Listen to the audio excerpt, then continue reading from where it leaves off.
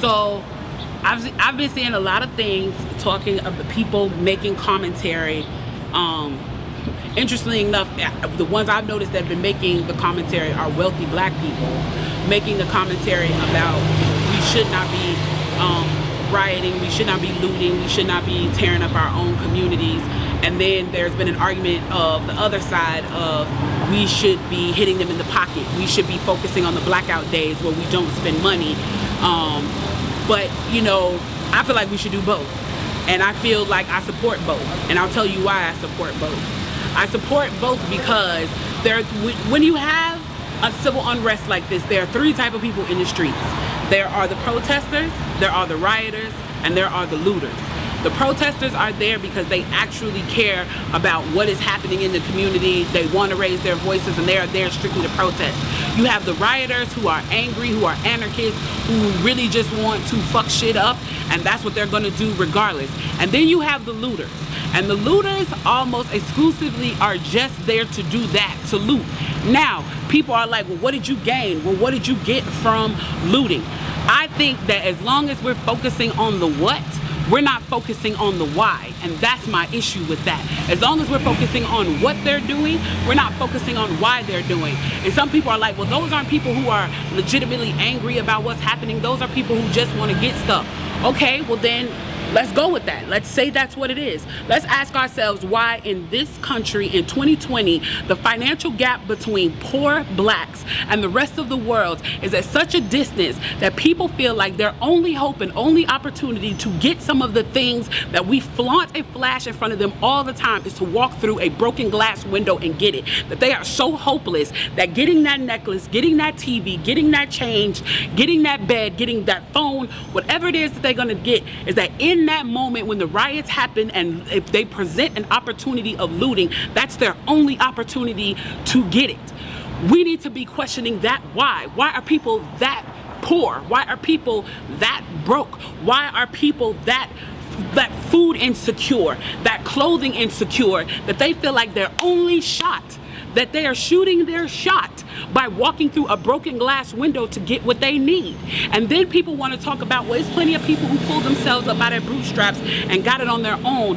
Why can't they do that? Let me explain to you something about economics in America. And I'm so glad that as a child, I got an opportunity to spend time at Push where they taught me this, is that we must never forget that economics was the reason that black people were brought to this country.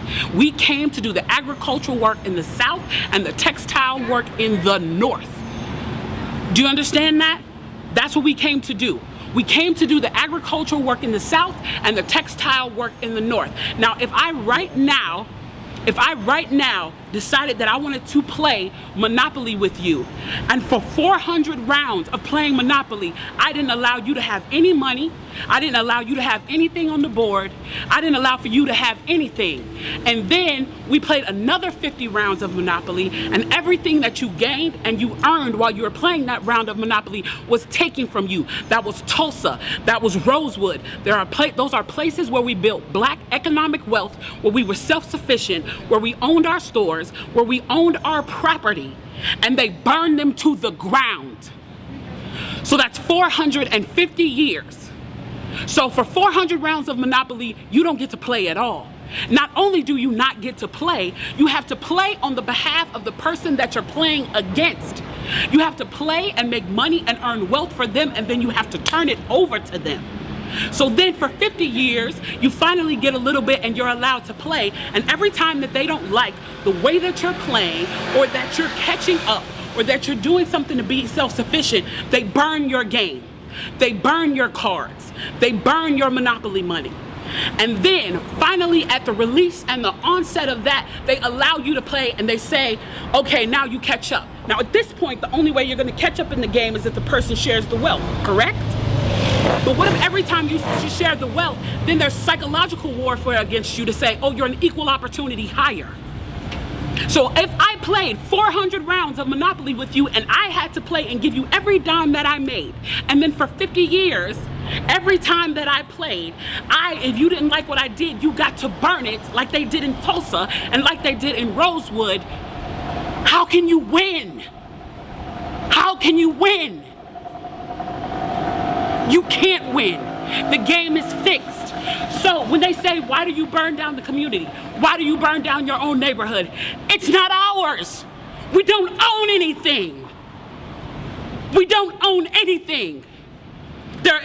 Trevor Noah said it so beautifully last night. There's a social contract that we all have, that if you steal or if I steal, then the person who is the authority comes in and they fix the situation. But the person who fixes the situation is killing us. So the social contract is broken. And if the social contract is broken, why the fuck do I give a shit about burning the fucking Football Hall of Fame, about burning a fucking Target? You broke the contract when you killed us in the streets and didn't give a fuck. You broke the contract when for 400 years we played your game and built your wealth. You broke the contract when we built our wealth again on our own by our bootstraps in Tulsa and you dropped bombs on us. When we built it in Rosewood and you came in and you slaughtered us. You broke the contract, so fuck your Target. Fuck your Hall of Fame. As far as I'm concerned, they could burn this bitch to the ground. And it still wouldn't be enough. And they are lucky that what black people are looking for is equality and not revenge.